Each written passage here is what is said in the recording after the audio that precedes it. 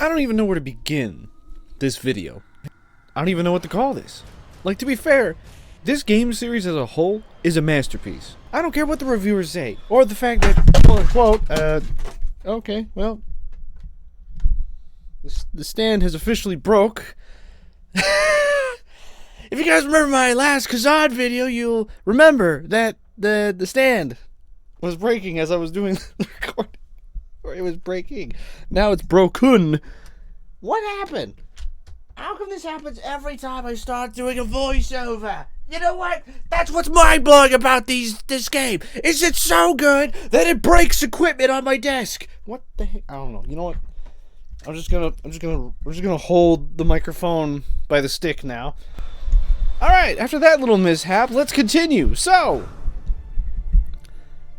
I don't care what the reviewers say or the fact that the quote-unquote Alan Wake 2 is actually out and I haven't played it yet as a video, as of making this video. Sure. You know what? I'm not going to edit out any of these mistakes. I'm just going to hold this microphone the way that it awkwardly is right now, and I'm just going to roll with it. Before I continue, yes, if you are familiar with what I've done so far, you'll know that I've played the remastered edition, and it was an instant captivation for me as a whole story. You know, I was both sucked in as a fact that he and I are both writers in our own right, stuck in the game right court. What the heck did I write here? Sucked in on easy too. Oh, this has just gone so far off the rails already. Anyway, so the fact that this series. Let's start with this. Okay. I enjoy a good thriller series like Gravity Falls, Twilight Zone, Twin Peaks, Last Chance Detective sort of vibe. You know, this game as a whole hit the right vibes for me. The fact that Alan Wake himself was a man who fought against his own fictional reality in his non-fictional realm itself is so good. So it's just brilliant stuff, that the fact that you're also battling oneself to control your own mind and spirit. Brilliant as a story. But before I get too far, while we must know that Alan Wake and Alan Wake 2 are a thing, did you actually know that Alan Wake had an Alan Wake 2 before Alan Wake 2 was a 2? That's right, there's a game called Alan Wake's American Nightmare. Not exactly the best title, I would say. But before I dig into that, as I dug even further in my own fanboy search, I found other games connected to this universe, such as Control and Quantum Break. Apparently, they're both related. I mean, now I know why, but then I didn't know, obviously. This is so awkward that I'm holding this stand the way that it is.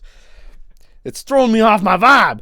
So you know what, with my vibe broken, and the fact that I've discovered so many things that I'm just going to talk about today that I feel like that should be announced the way that I think it should be done, why don't you get yourself a big old glass of coffee? That's right, a big old glass of coffee with whatever culinary confection of your choosing that you wish to eat. Because you know what? This series as a general, is a coffee-powered series. Like that. Like honestly, if you drink tea during this series, it just doesn't hit right. Okay, get yourself nice cup of coffee.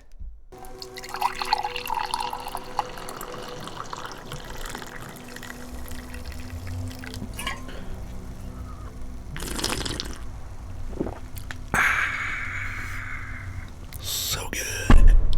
Oh. And let's get it. Let's nerd out, everybody. Woo! Before I fully dig into my diggingness of as a series and theories that I'm about to come up with today and show you, this is not like a full theoretical video. This is just my thoughts and theories and possibly answers before I go and play number 2 and before I go play Firebreak, because that game came out before I even finished writing this review, and I'm sad that I ain't got the time to go play it, but you know that I'm gonna, so do the roar! Alright. So without further ado, let's break it down like this. Alan Wake Remastered, I'm not going to go into that one too much, or the original, because while I have tendencies, or I fully intend to go play the original, but not quite at the moment. We're going to go Gonna go straight into Alan Wake's American Nightmare, and then apparently during the game Control itself and the DLC, which directly correlates to Alan Wake events that then probably correlate to Alan Wake 2. We'll get into that, and yada yada. So, we're already like so many more minutes into this, and this is very awkward. Yes, it is. So, allow me to start taking over right quick, because previously makes no sense whatsoever. So allow me to help you out right here, because for some reason I goofed it up. We're talking about the first Alan Wake game, more specifically the remastered edition, like I had said. Let's just start this thing. Alan Wake, an author lost in his own reality, as in the first game, with the experience of his tale of him being a very successful author. Something haunts him very deeply, affects his writing. He goes into a trip into an island on the peninsula called Bright Falls, Washington, during which, as he's writing his story, a fictional plaything on his life, his writing ability and being an author's mind comes crashing into the world, corrupting it, making dramatic events and mystery. Not only that, but the darkness itself, an entity that will take his wife, Alice, a very precious woman, Alan, while also lost in the darkness and threatened by the Taken, people who were once normal humans, now husks to the darkness, shrouded in violence. Yeah, sure, why not? I can't think of another term for that, so along the way you'll find pages of already written segments of Alan Wake's venture through this story, before he even gets to it, or even certain events after. Point is, the pages are written somehow before the events occur. So that seems kind of weird, doesn't it? But a very important factor to add to all of this is that Alan is a very conflicted author. What we know and what we see in some of the scenes is why he was in Bright Falls in the first place. After him ending off his own series of books by killing off the main character in the last story, conflicted and not sure how to show his face in public anymore, it led to events that he regretted. In a very real experience for someone. Fame turning you into someone you ain't comfortable with, and puts on faces that come hard to pull off when making you sealed into a false persona. Yeah, well, anyway, he's conflicted, and he goes into Bright Falls, and since he wrote a story of the final series as he's killed off his main character, which people question, why did you do that, bruh? That guy was my homie. And it's like, well, you know what? Suck it. He didn't want to write that series anymore. Totally understand. But to him himself, stalling. As you can see, I'm not much of a theory channel, so the fact that I have written 15 pages of this, of thoughts and theories and stuff, and I'm trying to come up with this as possible, while also holding this broken stand, is very different for me. Anyway, point is, let's break it down like this.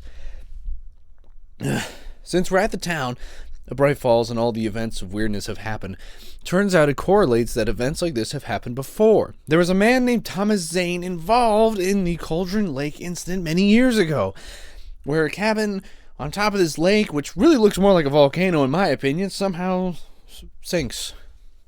And it's weird. So everyone wondered, well, what happened to the case of Thomas Zane? Thomas Zane is a character that does reappear, but isn't thoroughly explained just yet. All we know is that he helps out Alan Wake with the events of what happens through his town, and bada bing, bada boo, we go fight the darkness. And at the end of the game itself, while we win and destroy the darkness against the creatures of both Alan's writings and other traumatic events, bringing the whole town into a cataclysmic correlation of catastrophe. Wow, that was a tongue twister that came out of my brain, but I'm proud that I said it. I don't even know if it makes any sense. So, with that in mind, we do the adventures to the town. We fight off this lady who apparently correlates to somehow Thomas Zane many years ago. Not sure how she's involved in just yet. Or the fact of this other guy, Agent Nightingale. Still trying to figure out who that guy is. I have all these other questions that I'm trying to figure out that yet the other games haven't answered yet. But then again, we haven't completed the entire series, have we? Because we all know that each one of these stories doesn't actually have an ending. It just stops. I mean, obviously waiting for the next tale to be told, but there is no real stop. Anyway, because I'm holding a broken stand and it's throwing my vibe off, and I don't even know. I could swing this microphone around the room and that wouldn't make any sense, and I'm just so excited to tell this story, and I don't even know if I'm making any sense. At the end of Alan Wake's series, we know that Alan Wake is actually trapped inside the fictional realm, or maybe not even a fictional realm. Maybe it's an actual entire plane of existence, because from what we learn in the Events of Control, which we will establish later on, it might make more sense. So let's move on. American Wake, Alan Nightmare. What?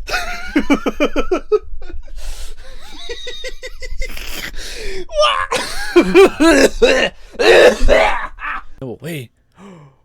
Is this their take on Evil Dead?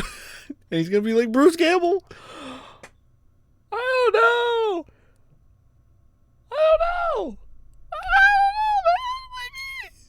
Why is my voice this way? So weird. What the what? Alright, before we go, let's establish that.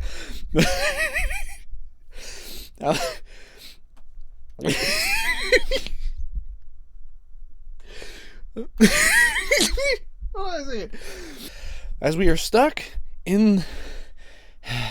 I'm out of breath. Weirdly enough, Alan Wake's American Nightmare does feel like more of a feverish dream. Like, even though we solve cases between each stage of the game itself, there doesn't really seem to be any real correlation of what's actually going on as far as the series of a whole of why he's trapped in this certain plane of existence. All we know is that we learn a bit more about Alan Wake's past, on how, excuse me, that if you guys know the show Night Springs, he was a co-writer, and then probably a main writer. No, he wasn't a co-writer. He was just a writer for the show as his first job, which weirdly enough was based on theories that he had already come up with different planes of existences. It haunts him. Either way, we find out that Mr. Scratch is causing all chaos and mayhem in the outside world, and his wife Alice suspects that Alan here, there's too many A's. Al! Hey, Al! That Alan is not who Alan is. And even at the end of the game itself, because I'm just going to be quick through this part, because to be fair, while Alan Wake's American Nightmare is a pretty cool thing to play, I always recommend that you guys actually go and play these games yourself, so you can be deep and enthralled as I am as a series of a whole. Because, dude, Remedy Games is going off with making great story games. I mean, to be fair, they also have a free racing game, which, yes, I am going to be checking out, but it won't be in this video, and it has nothing to do with any of this whatsoever, but I am curious to see what it goes with. That they know how to plan that all this goes out. Oh. Anyway, so, with that in mind, as like these are just you ever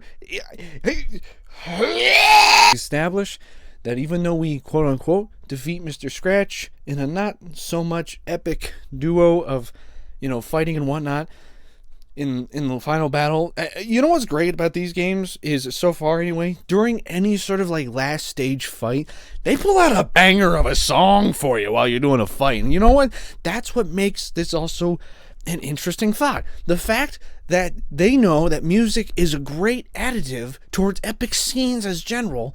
When random music plays, it correlates to how both the fictional realm and their non-fictional existence of their plane actually climbs and proceeds into being blended. You know what I'm talking about? Anyway, so now we'll just... So the end of Nightmare happens, and supposedly we are reconnected with Alan Wake's wife, Alice. Somehow. But then again, you go on further and you start to think maybe we aren't back in the real world at all. Maybe he's back in another plane of existence that's a lie, and he's still stuck in this fictional plane of existence. So here's what happens. So at the end of that game, that's all we get. You think he makes it out, you think he doesn't. Because, like I said, there is no ending. So what's the next game that comes out? Quantum Break! RKO out of nowhere. Like, literally. And here's the thing. I think Quantum Break is the least exciting game out of all the ones that I've played. And to be fair, it doesn't correlate to much of anything. In fact, the only real clues that you find out during Quantum Break itself The only thing that I was able to dig up in Quantum Break was the fact that there was four, was it 4 or 3? I don't remember. What did my notes say? I don't care. I'll just put it off at the top of my head. When you find the first key of something going on with Alan Wake is when you go to the protest scene, 10 to 12 minutes in, you see a video. You can watch lies.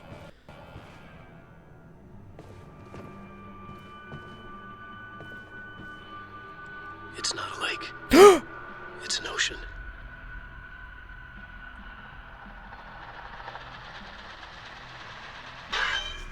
He's been gone for 5 years. Dark matter and dark energy constitute over 95% of our universe. We're just a speck of light floating in an endless ocean of darkness.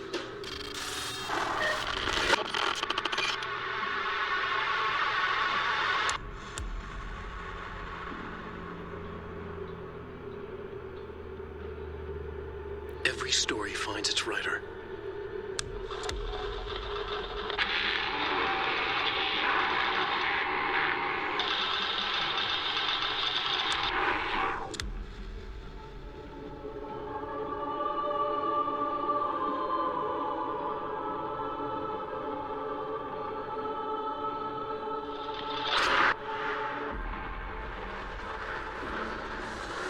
Wake has a bloody knife in his light of the flashlight. He smiles a wicked sweet lies and the blood on his face, eyes staring.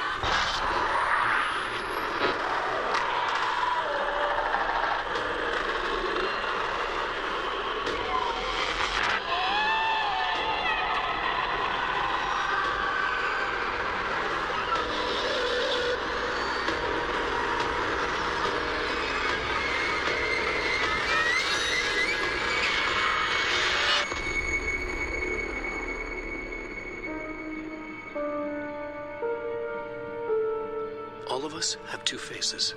The one we wear for all to see, and the face that lies beneath in the dark.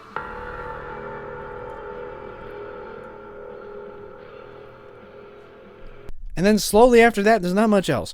The only thing that you find, other than that, is is the fact that there's a signed book, the signed final book that Alan Wake wrote and signed to the wife of the enforcer dude of Monarch, whose name I've already forgotten, because that's how much I don't understand. It's like, so it's like, cool, all right, so we just have this book here to Laura Burke. Nice.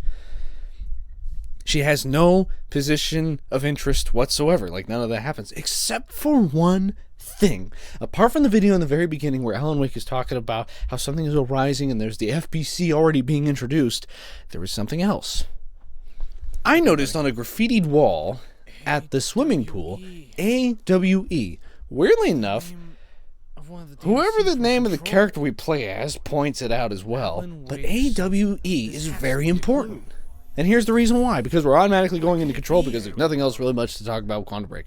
I mean, we can talk about the quantum physics around what Quantum Break is standing for, and how maybe they could go in Alan Wake events, which is what I originally thought AWE stand for, was Alan Wake events. That's not what it means. So let's fast forward to Quantum Control over here and start going really deep diving into this.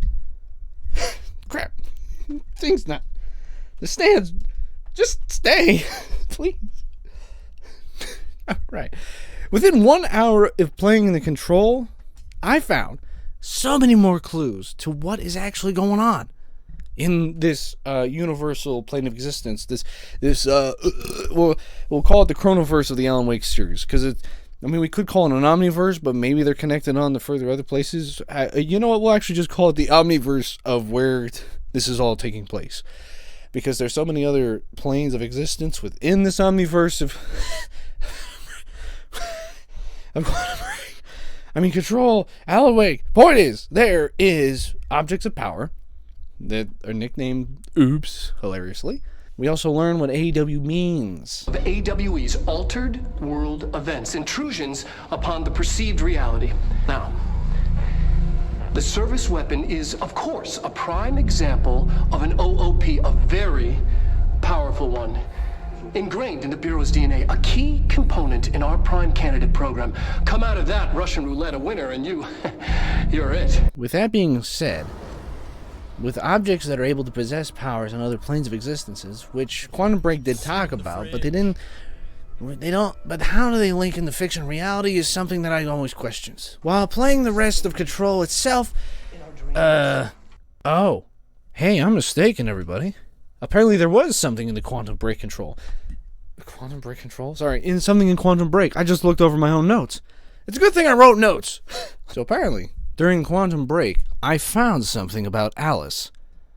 During the traumatic events of what happened in Bright Falls, and even a file about Bright Falls themselves, leading me to believe that maybe the hiss and the darkness are one and the same, in the sense that somehow, whatever is controlling the entities in this universe was at play. Yes, of course, because what? Did I mistakenly write that? Not, because that happened in Control. That didn't happen in Quantum Break. What the deuce? Alright, never mind. Forget that. Let's just... situations side missions, of course. Even the fact that Thomas Wayne is actually part of a tape recording himself between him and Jesse makes him part of the real... What the heck did I write in all this? See, this isn't why I should be playing games in the middle of the night and then writing notes, because even my notes don't make sense anymore. I think here's what was going down. I was finding clues about both the hiss and the darkness being related at the same time. And so I correlated with those thoughts that the fact that maybe... that the hiss and the darkness belong to the same plane of existence while trying to take over this other plane of existence that we, like, I don't even know which plane, what plane to call each. So here's what we got going down. We know that the two universes are correlated together via one interesting fact. And that, ladies and gentlemen, is where I'm going to end off my parade of thoughts. You want to know why? Because I've had so many of them that there just needs to be another video. This mystery is a lot like our ocean, only there's no weird fish. But we all know that the ocean is a soup.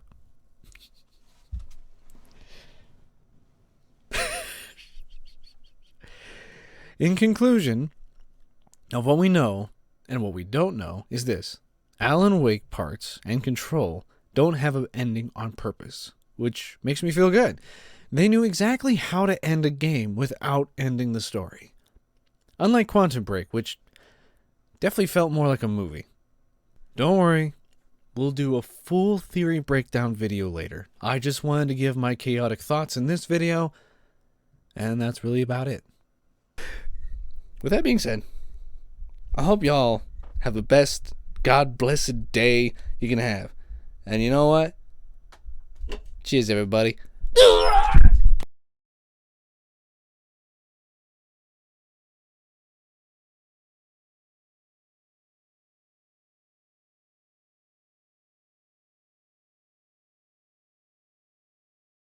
It is ruining our lovely beach with its hateful tires.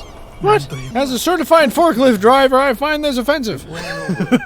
Point is with what we know nothing. This sounds like a stupid this is like I feel like this is how someone feels when someone talks to a guy. It's like, hey, why is the world flat? And then they just go off like I am right now, and at the end of it you're like, no, the world's not flat. What's wrong with you, son? And it's like, well, I didn't explain anything. The world's concave and it's a triangle. There's a mid-pit theory out there. All right.